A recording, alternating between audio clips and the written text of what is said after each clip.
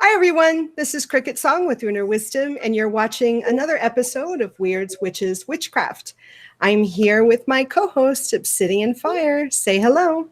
Hey, bonjour tout le monde. J'espère que vous allez bien, comme toujours, et j'espère que cette discussion va vous intéresser, ça devrait être sympa. En attendant, n'hésitez pas à participer dans le chat si vous êtes avec nous en direct ou à laisser des commentaires et tout. Yay! And we have a guest tonight. We're speaking with Benebell Wen. Say hello. Hello. Hi, I'm back. Can't get rid of me. Nope, we're not. We're not letting her go. What do you mean get rid of you? We're not letting you go. Tonight, we are going to talk about the witch's relationship with other witches. That's what we said, right? Yeah, I think that's what we said. Yes, that's what we're going to talk about tonight. So hello, everybody in chat. We have a nice house full of people in chat. And if you have questions as we go along, please feel free to ask. Type them in capital letters so that we have, we can catch them, because sometimes chat gets a little crazy and I can't keep up. I don't know about you ladies, but sometimes I just can't keep up. Yeah, it's difficult. And I see Lilokin, yeah, no banishings will work on me. I'm here to stay. You can't get rid of me. She cut out. I didn't hear that whole thing. What the heck? Oh, no. What did you say to Lilokin? I missed it. I said banishings won't work on me. I'm here to stay. That's right. That's right. No banishings. No. All right. Witches' relationship with other witches. Sometimes that can be really difficult, I think. Don't you think, ladies? Yeah, most of the time, actually. Most of the time. It could be difficult. I find that it's easier to find someone you don't really get along with than the contrary. But maybe it's because I don't have such a big community around me, so maybe it's why I got this feeling. What do you think about that? I think what I heard when we mentioned the topic, I was thinking, about more community-oriented topics, like, the controversies that you see in the pagan and witch communities. So when you're talking about witches' relationship with other witches, I was thinking like, for example, witch wars that arise because people are practicing the same tradition, but have very different viewpoints, or they interpret their own histories different, or they interpret their own practices differently. And then, controversy or conflict arises. Or also like these questions of who owns what, who can practice what, things like that. And then recently I've noticed also like generational conflicts where you have more, I would say more old school witches, and then the millennial witches that are coming up. And you see this disconnect there as well. So that's what I was thinking actually when you were talking about a witch's relationship with other witches. Yeah, and I think that does. I think that's those sort of things you can still, and I've encountered one-on-one. So say, for example, when I was working at the metaphysical store back in Massachusetts, I was a tarot reader there, but I was also one of the, in-house witches. But there were other in-house witches that didn't, at the time I was practicing an eclectic form of Wicca or a non-traditional Wicca, but then there were other witches there that were following more of a root worker path, more of like folk and voodoo kind of witchcraft. And sometimes I would welcome anybody. And I was interested in what other people were practicing, and I was interested in what their beliefs were and how they did what they did. But sometimes they would really sort of have this attitude that what I was doing was wrong or was not authentic. And there was almost this sort of judgment going on there, to my face and behind my back to other people who work there. But that's a whole nother story. But, well, maybe it's not. Maybe that is actually part of this conflict. And it was difficult for me to try to bridge that because I had no problems, but it seemed like they had this feeling that what I was doing was not authentic. Do you know what I mean? Yeah, I think that's the toughest one, the judgment that you find in the community.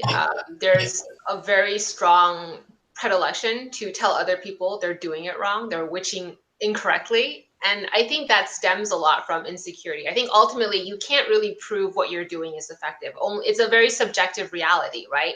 And because it's such a subjective reality that's rooted in faith, you have insecurity around what you're doing. So if somebody even remotely, like indirectly challenges your perspective, it gets really tough to deal with. And, I think that's why in our community, you have a lot of that. You're doing it wrong. Yeah. Yeah.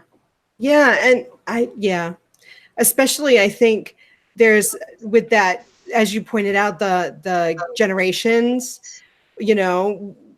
old school have been doing it in this way for so long. They have success in their manifestation in their craft. They have, gained knowledge, personal gnosis as they travel their path, and they see the new generation doing it in a very different way.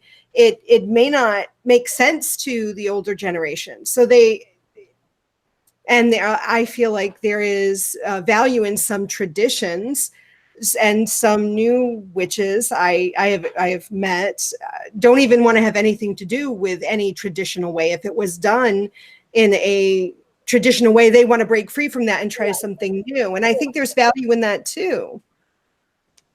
Sure, there is.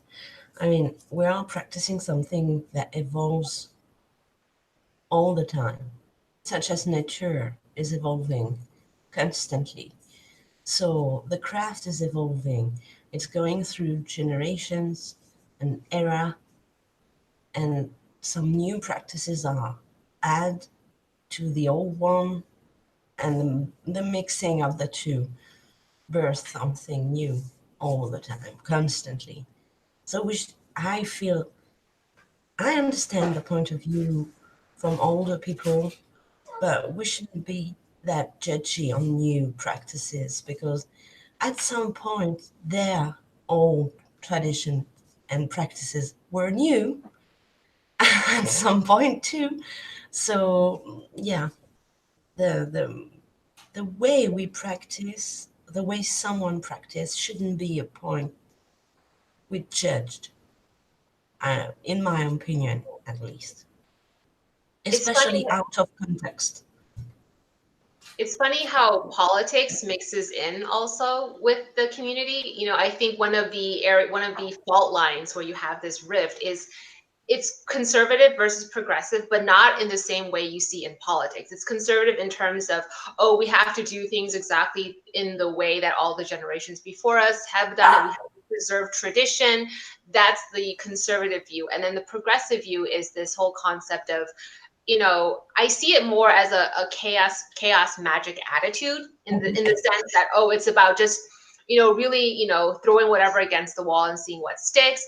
And so you have these tensions in terms of how people practice. I see that, and then people versus like a purist form of tradition, like keep Taoism Taoist, keep Wicca Wiccan, like, that idea of keeping everything separate versus a more, syncretic fused practice. And you see a lot of divide in the community between these lines as well. Mm-hmm. Yeah, definitely. I mean, and and that's where I sort of get sort of caught. I definitely see value in keeping things sort of pure, but I also see value in seeing things metamorphose into something new, or adding new things into a very traditional way of doing things.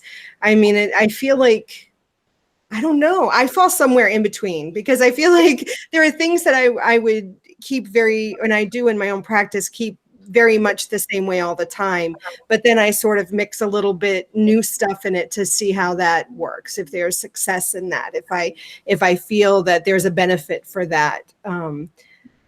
So I don't know, I feel like there's going to be a way to bridge the two there. But then do we want to? I don't know. See, this is where I kind of go back and forth with it. I think it's just about having a melting pot, just having diversity within, the community. But that's where we get into the topic, right? It's, for some reason, we are intuitively antagonistic against diversity. We don't want to, we say when we're by ourselves, we say we want a lot of different perspectives in the community. But then when you're actually confronted with a different perspective of your practice, you get, I mean, like the whole Pantheacon controversy was exactly that. It was people with very different perspectives on the craft or on, you know, approach to different traditions that, you know, couldn't even get into the same room with each other. And so we say one thing, but then our actions, at least as a community, prove something completely different. Yeah, yeah, that I totally understand what you mean.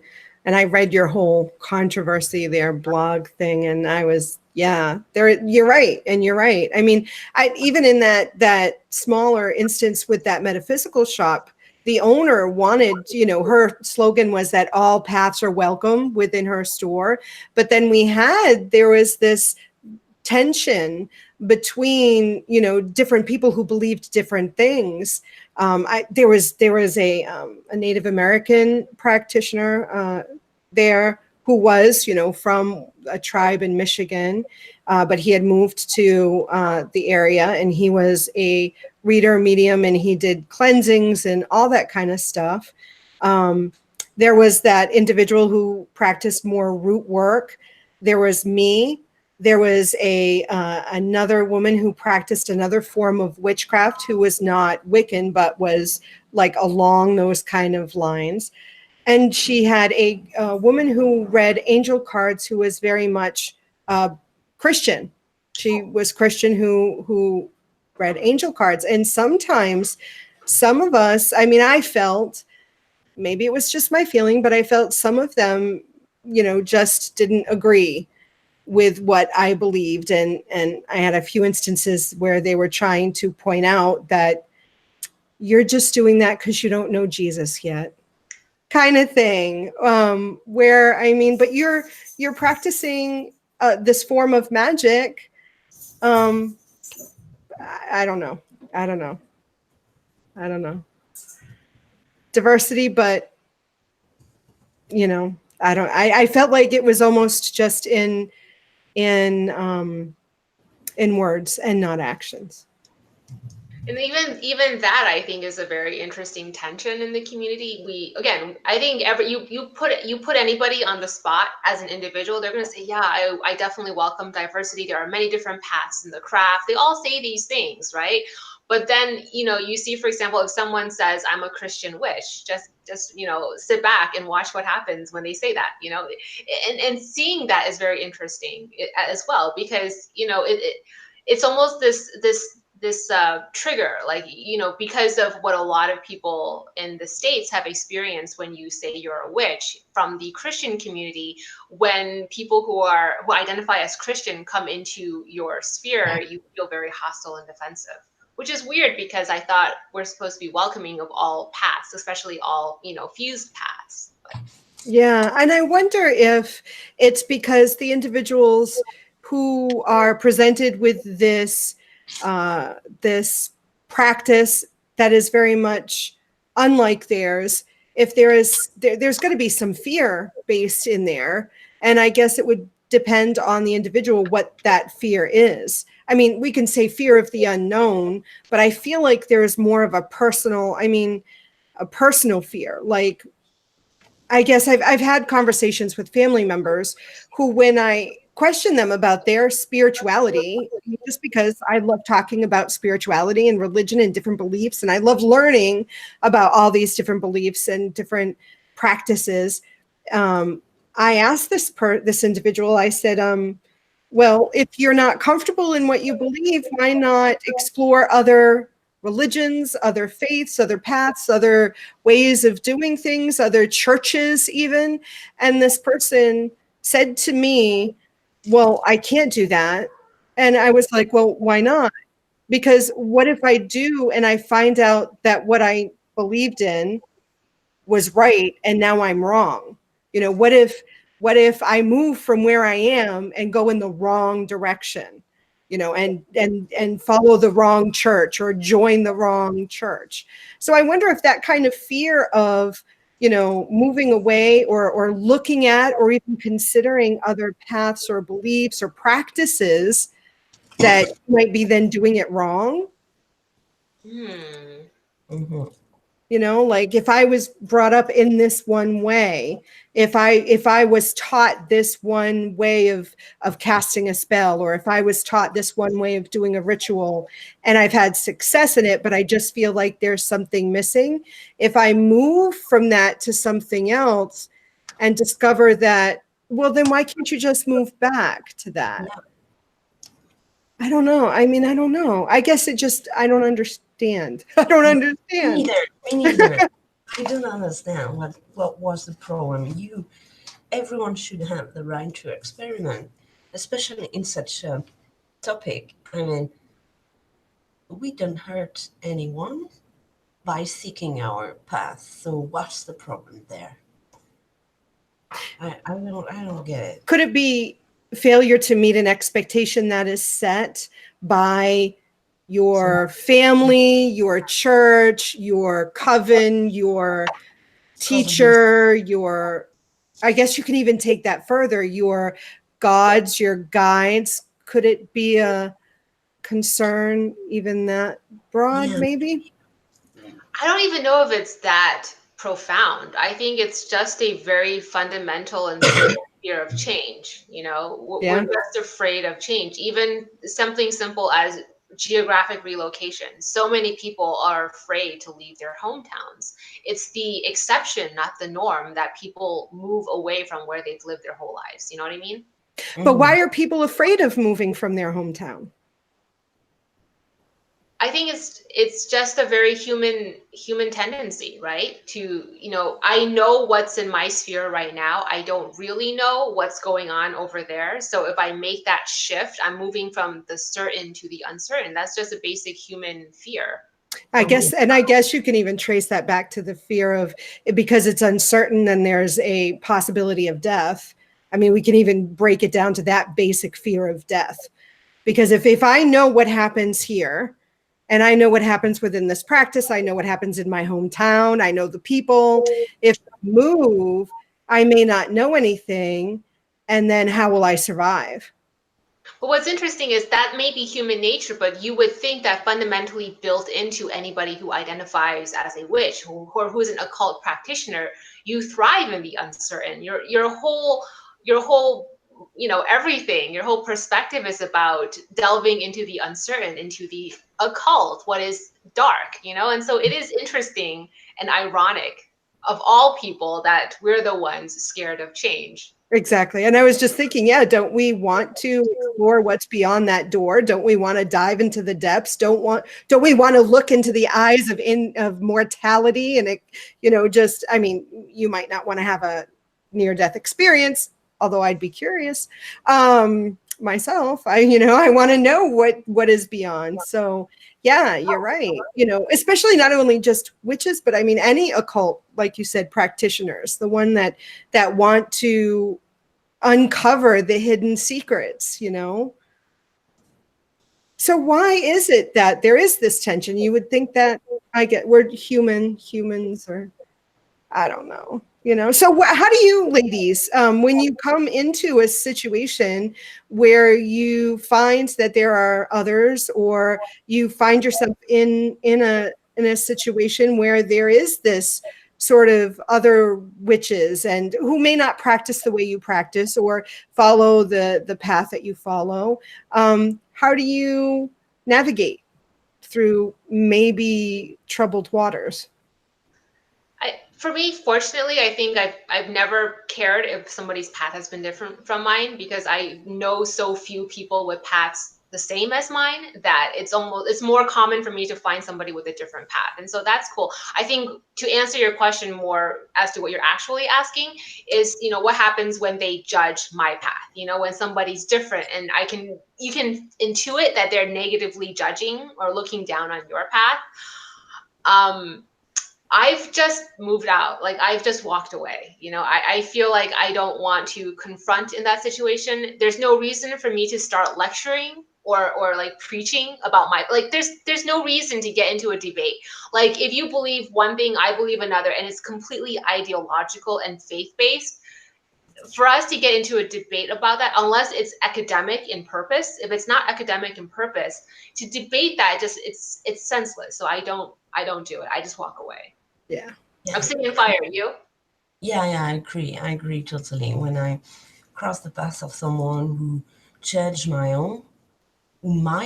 my own, well, you know what? It's this person's problem. It's not mine. I don't care. I don't need his or her approval. So, and I don't need to stir the pot as well. So, I don't, I don't get into such debate as well because it's useless first because usually people who start, to fight about this topic, your path is less than mine and your practices just want to be right. So there is no way to discuss with someone like this.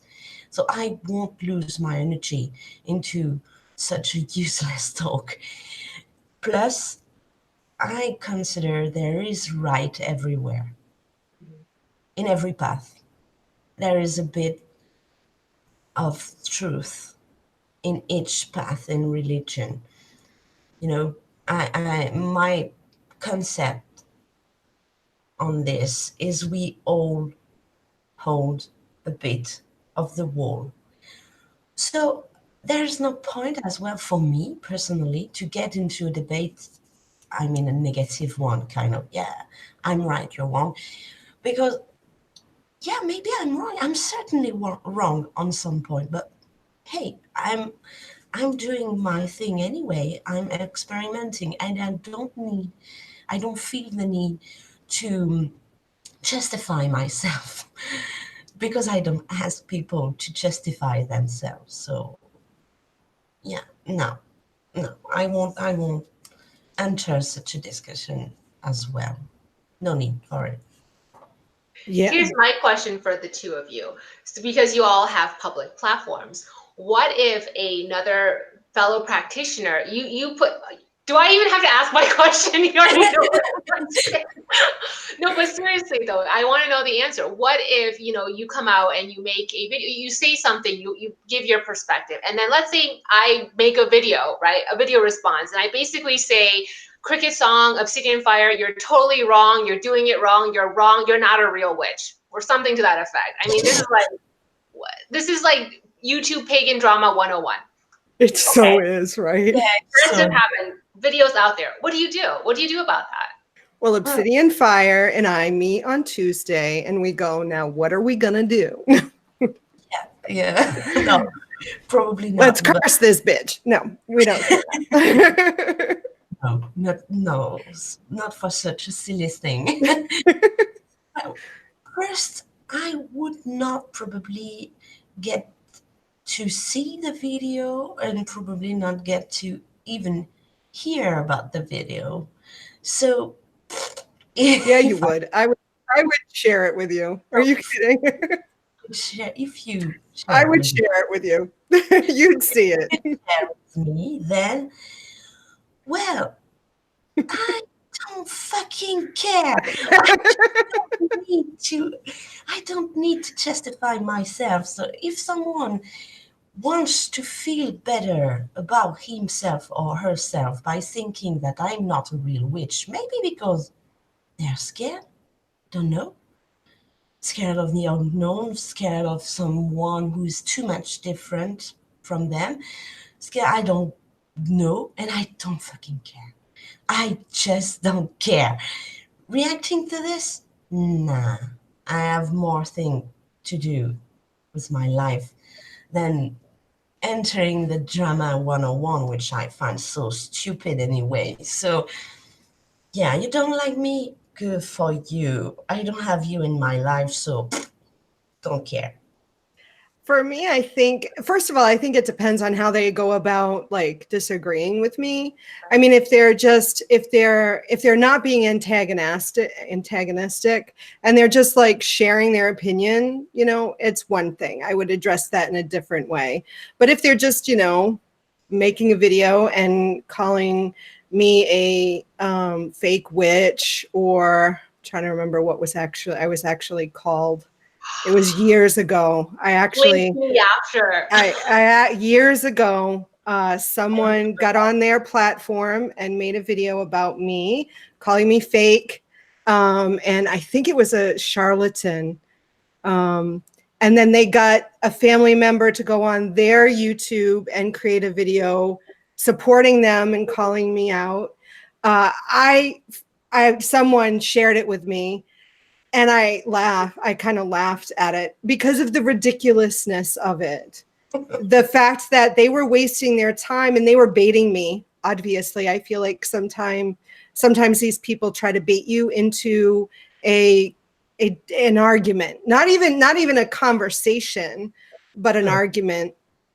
I didn't respond at all. I just didn't respond. Like you both said, I just didn't engage because I felt like it was baiting. They didn't really want to share ideas. They didn't really want to have a real conversation about, it. But if someone seriously wants to have a conversation about why they think I'm doing something wrong, or if they really sincerely want to know why I'm doing it the way I'm doing it, I'm more than willing to talk to them about it, because maybe they have a different way that might benefit me, because I seriously am curious about other people's practices, because I know I can learn something from anybody, from everybody, because we all have different perspectives of something, and maybe they might, inspire me. Maybe I'll gain a personal gnosis from what they've done or they're sharing from me. But if they're just trying to bait me, like you both said, there's no, I can't. I just can't. Yeah. But I think in defense of the witches and practitioners who do care or who feel itching to respond. So here's the problem though. A lot of these thought leaders and people with platforms, they also have businesses, right? Yes. So let's say you have a business and what you're doing, your practice is part of your business and your livelihood. If I call you a charlatan, we're entering the world of legal defamation. That's defamatory. And that's when you call Benebell. No, but you see what I'm saying? Like, yeah. What would you like? If you don't do anything, but it's really hard to tell someone not to do anything or not to engage, because they are threatening your business and your livelihood, and they are, and it could be adverse. I mean, maybe I'm a viewer and I go, oh, maybe Obsidian Fire is a fraud. Maybe I won't get a tarot. You see what I mean? It does affect people who come in here with no other context. You see what I'm saying? So what do you do? I mean, legally, I guess I would have to figure out what I could do legally, because I do tarot readings. It is part of my livelihood. My craft is part of my livelihood. So maybe I should reconsider. I mean, do you then defend yourself? But I don't feel like that's, getting up on YouTube and going, you know what, so-and-so, I'm not a fake. I don't know. What do you do? I guess I don't have any business related to my crafts for now, so I don't got into such a situation. But I guess in this specific case, maybe then if I were to record a vlog or something like this, I would go for a couple of minutes again over the fact that everyone, in my opinions, has a bit of the big wall in terms of spirituality, and then maybe someone disagree, but that's okay. I don't need everyone to be agree with me. And just covers this point of view once again, and then move on. Just a reminder to what my view is, and that no one is forced to follow me. And that's it. I don't know.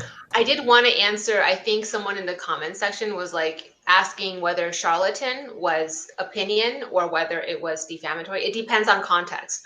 I think if I say something like, in my opinion, or this is just how I feel, if I'm making it very unequivocally clear, it's just my opinion, or my feelings, then I think in that context, charlatan wouldn't, arise to defamation per se. But whenever you are saying some business is a fraud, and if that business is not a fraud, then that's defamatory. That's something you can definitely try a case on. And so it just depends on context. And I think a lot of times, practitioners don't really know how to protect themselves. You see it all the time. There's a lot of copyright infringement, trademark infringement issues within the community. People think they can lift other people's, like, even when you're talking about ways that you spellcraft, if you create orbs or oils in a very, very unique signature way, that's a trade dress, and trade dress is a form of trademark protection. And it's so tragic to me that I see so many people in our community not protecting themselves when those issues happen. But we're getting off topic, sorry. Right. Well, so if someone were to like make a video, like the experience I had. Me too. I had that experience. Huh? We've all had that experience. So what do you do as a witch? I mean, because I feel like, part of it is, do I even feed the trolls is what I usually, do you feed the trolls? Or if they are making videos and calling me CricketSong, fake, phony, and everything I do is just bullshit. And that's how I do readings. I do have a business. I am the sole proprietor of my business. I mean, what is the best option for me to do in that situation? For me, it's a case-by-case scenario. You really have to look at it, right? And you want to do what's going to protect your business. And so, and when something like that happened to me, I actually didn't engage. I didn't do anything. And then when that person continued to, like, troll me and ask a lot of, and sort of follow me, I was just very, very nice. And I just was like, yeah, you have your, I didn't want to engage. And the reason for that is actually strategic. It's because, that's actually how you show that they're wrong. Do you see what I'm saying? If you get on your pedestal and you start saying, I'm not a fraud, I'm awesome, I'm wonderful, like, are you really proving them wrong, or did you just prove them right? Right. So you really have to, so it's a case-by-case basis. But if someone does something that really rises to an incriminating situation, that's different. But like the typical YouTube, oh, you're wrong, you suck, you're a fraud. Yeah. I wouldn't engage. I would continue to be kind, because that's actually how you maintain the integrity of your business. Yeah, that makes sense. And if my thought is, like, when I go through comments, because I read every single comment, there are ones that if they're in sort of antagonistic, I can just respond in a very polite manner and ask them questions about what they've commented. Like, why do you feel that way? What in this situation made you think that? Or what in this video, where in this video did I say that? Kind of thing. And usually sometimes that ends up in a conversation, and sometimes it doesn't. Other times that are just mean and spiteful and really just a personal attack, I just delete and block and move on. Yeah. But usually they're not from fellow witches, though, interesting enough. Or at least someone that I don't know is a witch. I mean, they could be, but they don't look like it by their username, like Troll Johnny or something like that, When you brought up the theme for today, the witches' relationship with other witches, actually the first thing I thought of was that video you made not too long ago about witches versus ceremonial magicians. Oh my gosh, yes. It's still the same umbrella. Do you know what I mean? I mean, yes. I would still consider that witches' relationship with other witches. Right, because it's a magical practitioner, right? Right. Mm-hmm. So and that's that really what I was thinking of. And that really does it. I mean, that's the same idea of looking at someone who practices magic and interested in how they practice, what they do, whether it's ceremonial magic or not. In that case, it was, and them looking at witches / Wiccans or root workers or whatever, and saying that we're all doing it wrong. We don't really have magic. Yeah, that was crazy. That was, but that wasn't something I stumbled on. That was Adam stumbled on that and asked me my opinion of it. I'm like, it's crazy. It's crazy. I thought I saw, was that the only question about that shaman? Maybe that was the question I saw in the, I don't even catch this. I know the chat has been going by really quick. Wiccans are what's a mangina? Oh, I don't even know what's a man. I don't even know what that. I think that was a reference to a man with a vagina, but how could that be? I don't even know the reference. Sorry. Like I'm trying to just like use context clues to infer what the definition of that word might mean. Mangina. Yeah. Like intersex, like transgenderism. No, I just think they were saying men acting like women, like bitches, I guess. Oh, okay. Like they didn't. Okay. Because we used to call them pussies. Right. Exactly. Exactly. Okay, man. Exactly. I get it. I get it now. Okay. That's exactly what this person was suggesting. I get it now. Oh, new words. I'm learning. I think this was just this person's made up word. I honestly think maybe, yeah, a feminized woman. Right. Thank you, Raquel. Yeah. My kitty is sitting here on the desk. He wanted to join. Do you want to answer that question? I've never even heard of that stereotype. I didn't know that was a stereotype, to be honest. Wow. I didn't even get the question. I didn't know that was a thing. Does the questioner want to give more information? Like, is that really, like, what's the stereotype, I guess, is the question that I have. So, can you address the whole Wiccans are manginas? Oh. I didn't know Wiccans were manginas. I don't think they are. That's Xavier. He's making reference to the post and the video that I made that Wiccans are manginas, I think, right? Oh, he wants to readdress all that. Do you really want to? Yeah, I didn't know it was a thing. Yeah, I don't think it's a thing. I mean, there are a lot of stereotypes of Wiccans. I just didn't know that one was one of them. Right, and I agree. I think if it's I don't think it's really a stereotype. Although I think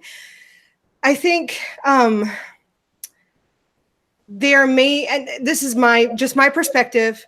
When I was running the coven, the Lunar Wisdom Coven back in Massachusetts, that when we had people, at least in that area, who wanted to apply to join the coven, you know, the emails that I would get on a regular basis, most of the people who were seeking to join us were women or gay men.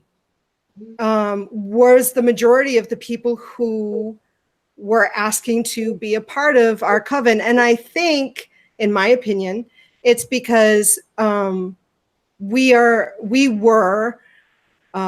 or Wicca or paganism or whatever is welcoming, and they're not so, not so strict as to who can do what, I think. But that's just my opinion and my perspective. And it could just be in the area that I was living at the time too, because I move out here to Seattle and there's nobody is really, I feel like there's not a lot of churches around here, like Christian churches, where I think I've said this before. Back in the city I lived in, there were 7 churches on one street. 7 Christian, different denominations of Christian churches on one street. And the street was not very long. Where out here, I have to travel a little ways to find any type of church. So I think it might just be the area that we were living in too at the time. I don't know. What do you guys think? I guess in Taoist ritual magic, actually the stereotype is that it's predominantly men. Really? So Taoist ritual magic and in those sort of esoteric traditions are overwhelmingly populated by men, and you have very few female practitioners. So I guess that's the context that I come from. So yeah, so that's very different. That's very different.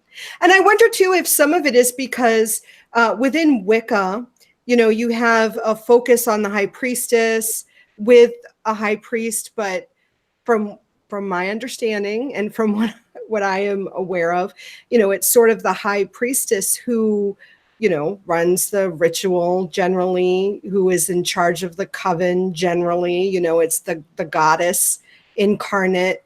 So maybe that's part of it too, that there's a lot of goddess focus in a coven, maybe. What do you guys think? Lilocan, Hellbound, what do you think?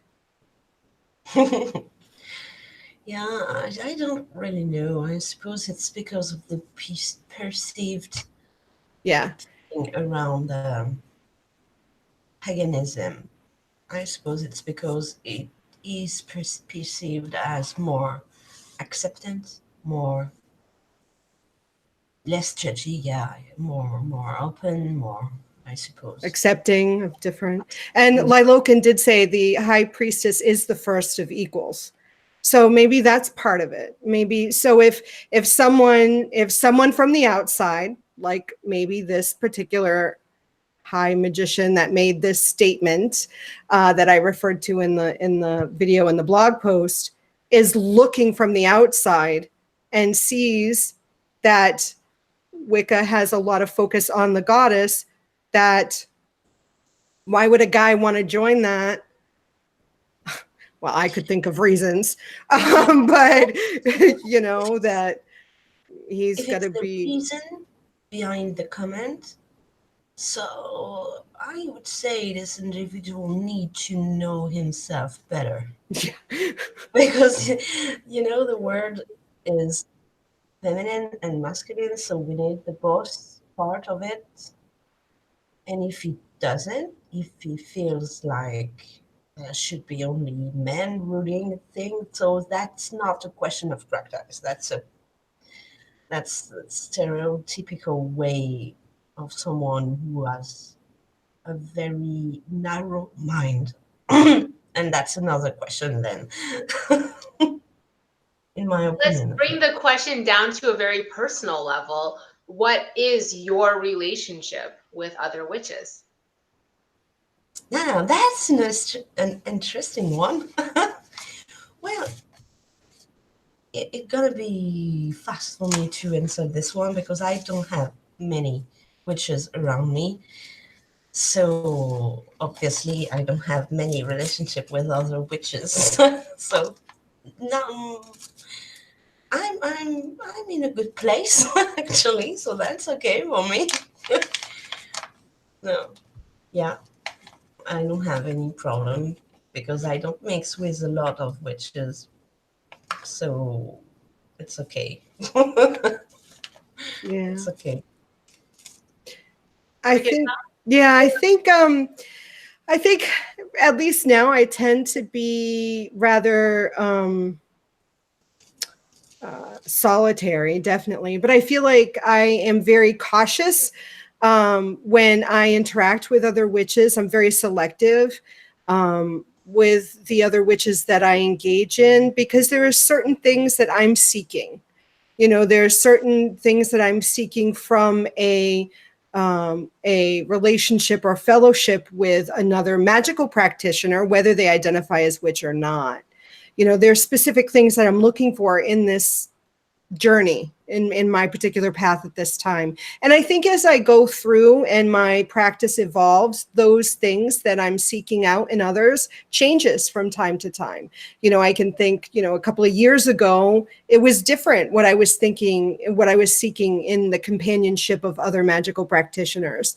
And now it's at a different point. So if I see that, or if I recognize that in another witch or magical practitioner, then I try to engage and I try to find a way that we can come together in certain instances. But I do find that sometimes there are just witches, either their practice, from what I can see and what they share with me, just doesn't quite fit or align with what I'm looking to work with in my own practice. So I may not be as, I guess, intimate or close with them, but it doesn't mean that I'm judging their practices wrong. It just doesn't align with what I'm doing at this point in my own practice. What about you, Benebell? I value my relationships with other practitioners. I look forward to cultivating really strong, close ties. I don't. Very few of them practice remotely the same thing as I do. So I've never found like, a practitioner has to align with my ethical code or my practice or how we do anything. It can be completely different. We can even have like totally different correspondence systems. And I feel like that has always added more value to my world than it has taken away. So I don't think I'm selective. I'm just always so hungry to meet somebody else who's interested in seeing beyond the veil. I don't even care what the fuck you see. I'm just glad you're looking. You know what I mean? So I've just always, I don't know, I'm very happy. I don't really care what they're seeing or what they think they see. I'm just really happy that, we're all interested in the same thing. So I have very close relationships. Like my closest friends, like the ones that I value and trust the most, are people who are on the path. Right, right. I totally get that too. I guess, for me, I think, and maybe it's burnout. Maybe it's being a little shy, gun shy, maybe, from the time where I was practicing with other people, and the relationships and how they evolved and dissolved, and I guess getting burned from people that I just openly kind of like threw my arms opened my heart and said, let's be friends, kind of thing. And forgetting, or maybe even expecting, because they're witches or they're magical practitioners, that maybe I expected things that they couldn't deliver, meaning I expected honesty, and I expected authenticity, and I expected them to know themselves. And when human nature and people have, things that they have to work through, that, they didn't quite treat me the way that I expected them to.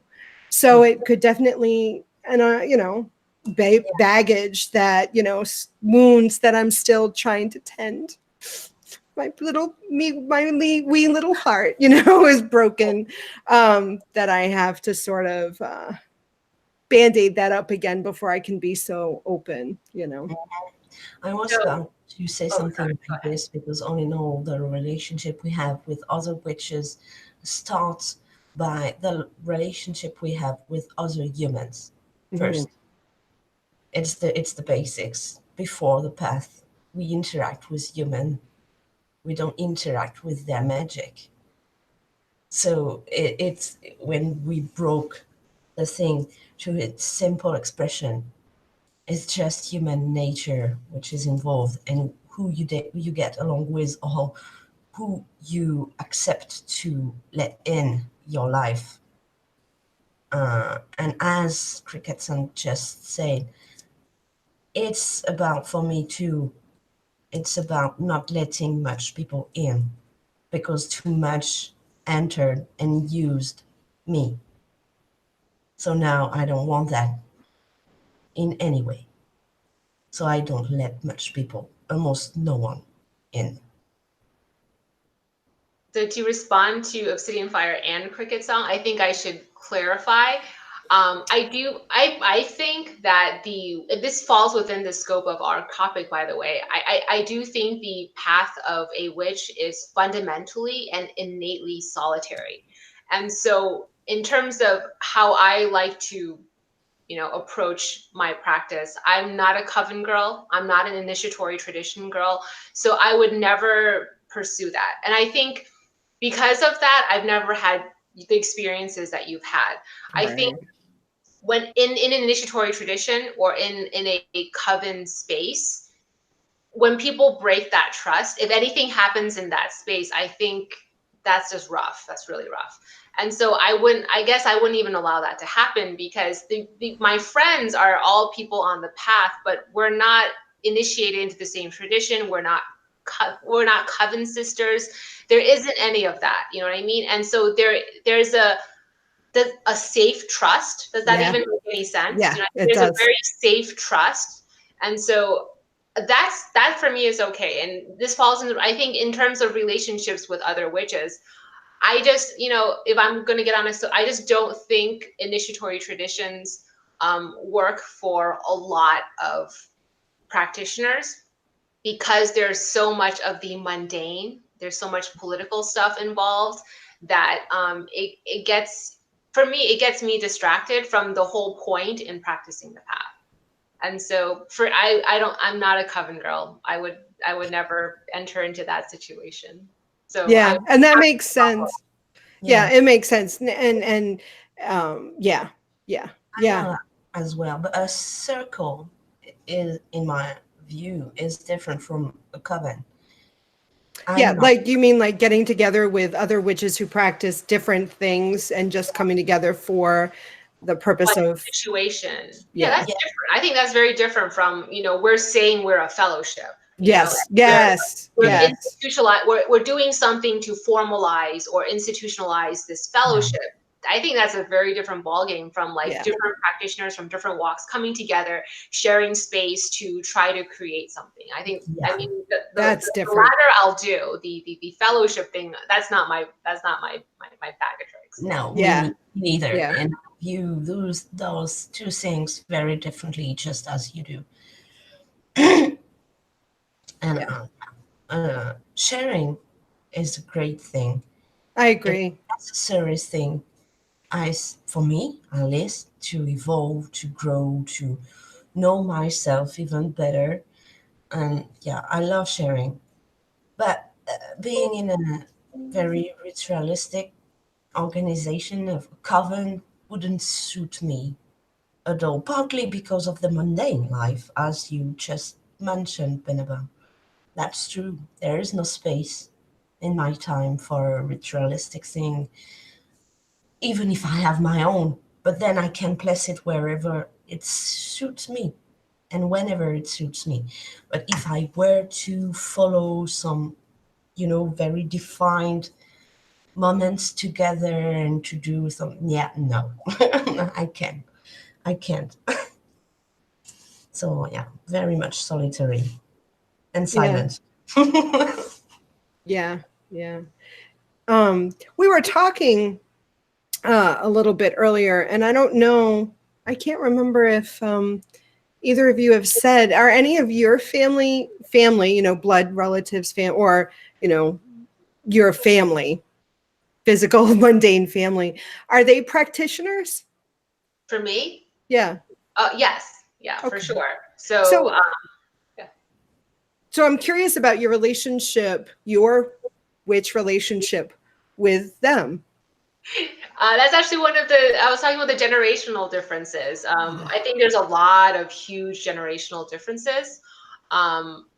Like my mom and I, we're very, very different. You can't say that we're doing the same thing, even as family. You're like, you and your sister are like, for example, we can't even talk about certain things. Like she thinks that you're born a witch or you're not born a witch. And I was like, oh, so then you're born a lawyer. Is that right, Mom? I was born a lawyer. She's like, yes. I'm like, oh my fucking God, And so like she has that perspective, right? And then another thing that she has is like huge amounts of secrecy. Like I just don't always understand her sense of impenetrable secrecy. She doesn't want to talk about anything. She doesn't believe in sharing anything. She just very much doesn't want to share with outsiders in any way. She doesn't like that I'm on YouTube talking about shit, like she's just, so we have and I think that's a generational thing. I think her generation was very much about keeping all of that stuff under wraps. You don't talk about it with other people. And I guess for me, my logical argument is that's why these practices died out. It's because it was an oral tradition. And she doesn't believe in writing anything down either. She's like, oh, don't write that down if I tell you this. I'm like, what? Why wouldn't I write that down? And so I kind of feel like I want to write things down. I want to document. I want to publicize and share and distribute, because that's how information stays immortal. if there's always this secrecy and everything's wrapped around all this idea of secrecy, like how are you actually advancing other practitioners of the craft? And if you're not advancing other practitioners of the craft, what's the greater purpose of your path? Don't you want your legacy to live on? Right. And that makes sense to me. But I think what you're saying is, with your mother not wanting to write things down or share, that's not things you share. I agree that it's a generational thing, because I can think of my mother in a mundane sense. She's not a witch. She's Roman Catholic. And even just conversations that I might have with her or have with other family members, it's you don't share that. It's almost like what happens in the house stays in the house. You don't share it with your boyfriend. At the time, my husband and I weren't married, but you do not talk about this with your boyfriend. You do not talk about this with your friends. It stays in the house. It's like a generation thing. I don't know. And like nowadays, everybody has a cell phone and they're taping everything. Now you don't have any privacy. It went from like one extreme to the other extreme. Yeah, I think when my mom was here, I gave her my phone, and I remember this. I was scrolling through Instagram to show her like some of Western witchcraft. And I was showing, and she's like, "What the fuck?" She was like, "This is on the internet." And she was so like, it blew her mind that this stuff was on the internet. People were like, "Hey, look, I'm in ritual." She couldn't believe it. And so, but for me, I guess I am a millennial. I identify as a millennial. So I'm like, that's normal. I don't see anything wrong with that. This is something I care about. This is something I value. I want to share it with the world. What's so wrong about that? And so I do see a generational gap there. And that's funny, because I can totally relate to some of the things in my practice being personal that I will not share. But there is stuff that I will share. So it's almost, again, I find myself in these, like, I see the value in tradition and silence, but I see the value in sharing and being chaotic or spur of the moment. I mean, I definitely see the benefit in both at certain times, again, in certain contexts, in certain situations. What about you, Obsidian? Sorry, I didn't listen anything. I was dealing with. I'm sorry. I was dealing with Yeah, I see there's stuff going on in chat. so Yeah. I blocked him and I Okay. What? Who got blocked? And I do want to thank Linium West for the donation. Thank you.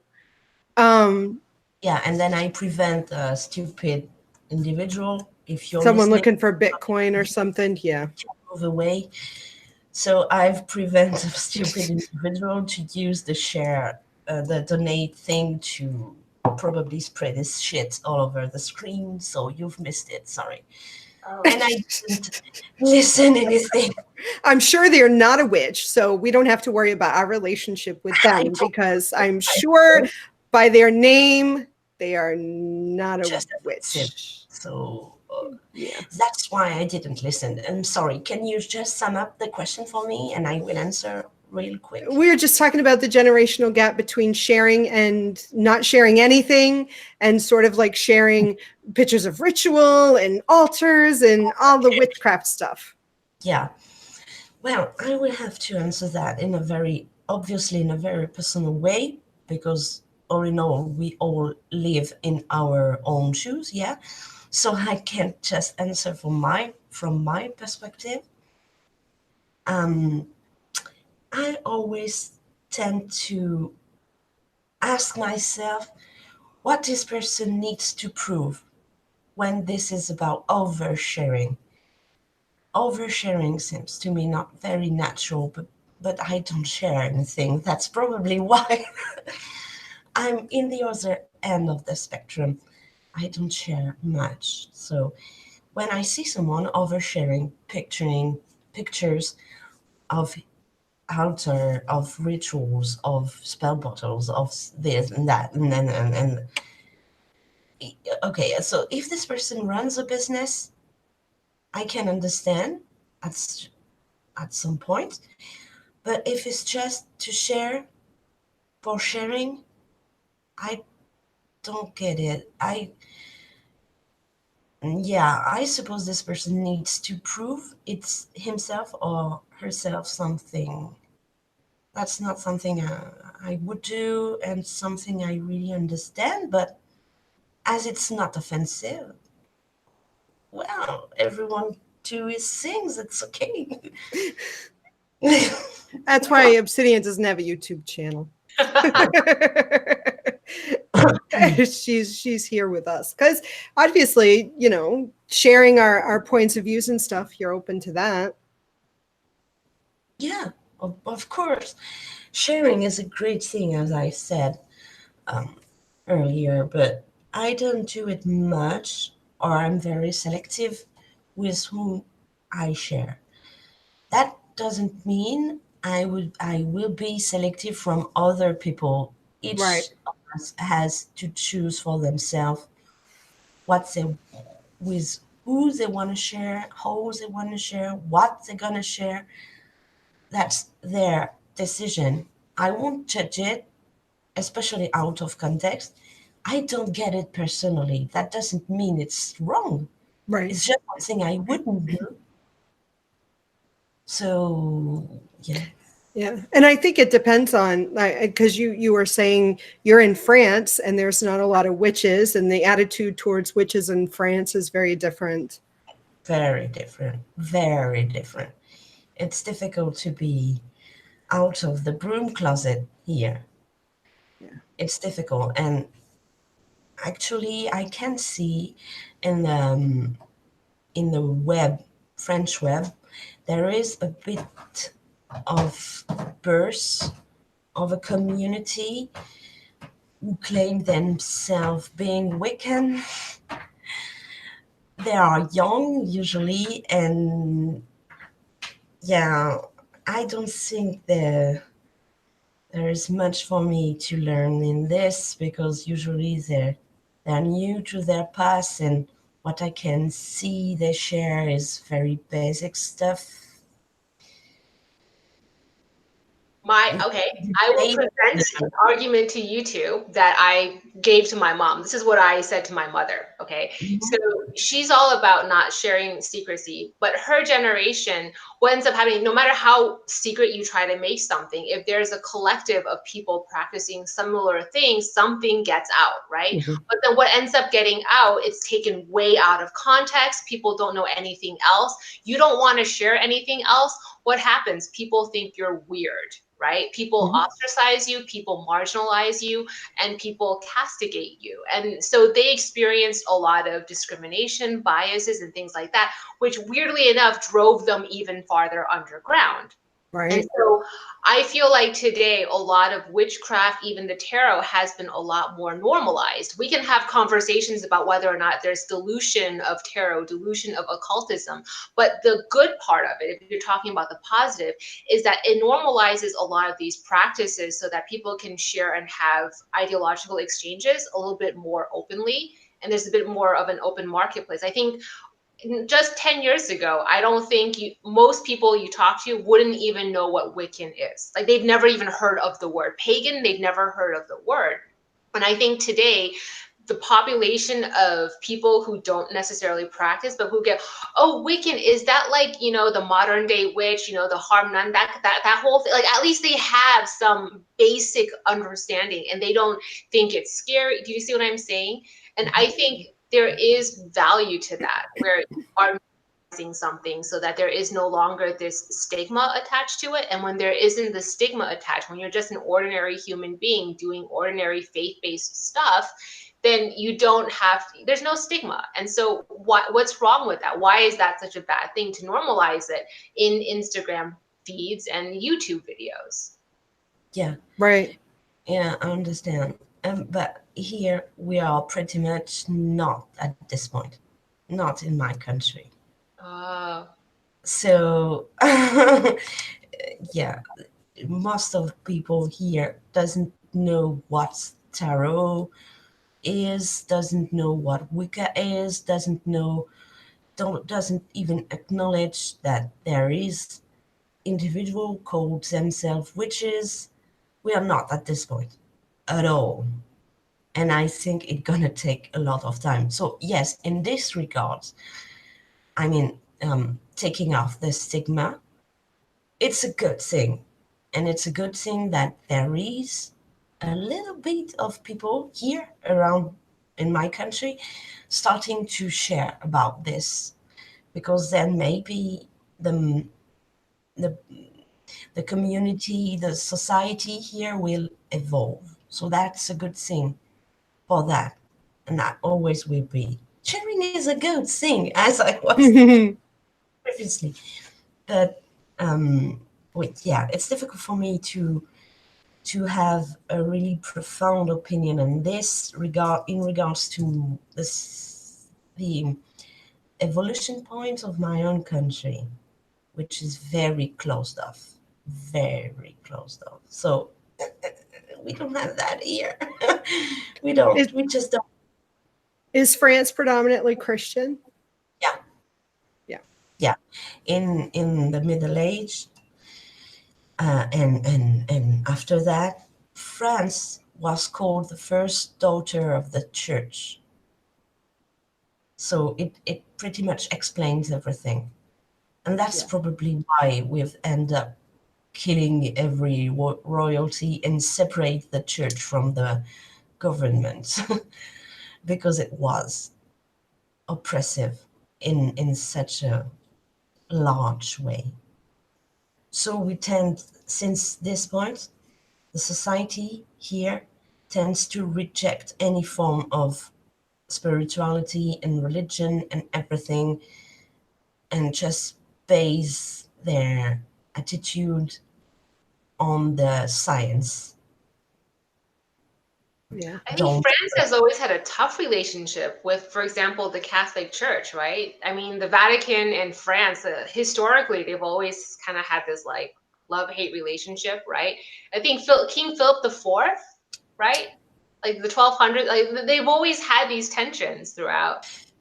There was always tension, but in the same time, in history, France was usually the first one to bring the church voice out there.